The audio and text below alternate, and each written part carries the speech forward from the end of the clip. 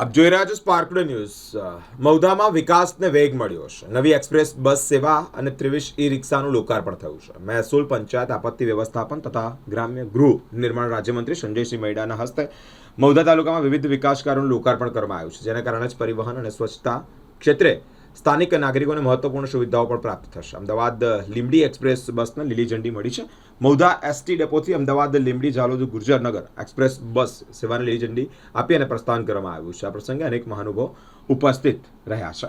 આજે મૌધા વિધાનસભાની અંદર અમારા મૃદુ અને મક્કમ મુખ્યમંત્રી શ્રી ભૂપેન્દ્રભાઈ પટેલ સાહેબ અને નાયબ મુખ્યમંત્રી શ્રી હર્ષ સંઘવી સાહેબના નેતૃત્વ હેઠળ આજે રાજ્ય પરિવહન મંત્રી તરીકે શ્રી હર્ષ સંઘવી સાહેબે 182 ધારાસભ્યોને એક બસ જે આપી હતી, એની અંદર આજે મૌધાની અંદર એક બસ અમદાવાદથી લીંબડી બસ આજે આપી છે। એ બદલ હું રાજ્ય સરકારનો અને મુખ્યમંત્રી શ્રી અને નાયબ મુખ્યમંત્રી શ્રીનો હું આભાર વ્યક્ત કરું છું।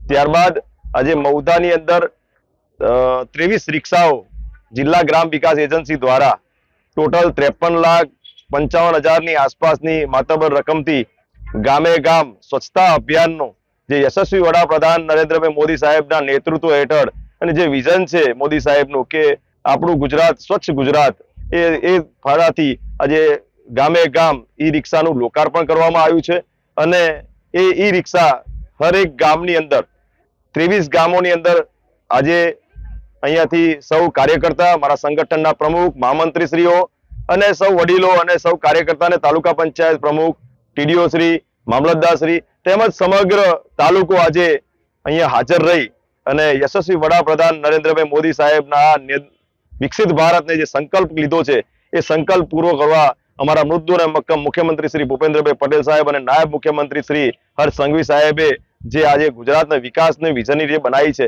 એ બદલ એમનો હું ખૂબ ખૂબ આભાર વ્યક્ત કરું છું। સ્વચ્છતા બાબતે લોકોને શું અપીલ કરશો? આજે સ્વચ્છતા આજે ખૂબ જરૂરી છે અને યશસ્વી વડાપ્રધાન મોદી સાહેબે આજે સ્વચ્છતાને ખૂબ ભાર આપ્યો છે અને હું ગામના અને ગ્રામજનોને, ગામના સરપંચોને હું વિનંતી કરું છું કે આપણું ગામ સ્વચ્છ ગામ બને અને ખૂબ સમૃદ્ધ બને અને આપણું ગામનો વિકાસ થાય, એ આપ સૌને હું મારી લાગણી દર્શાવું છું।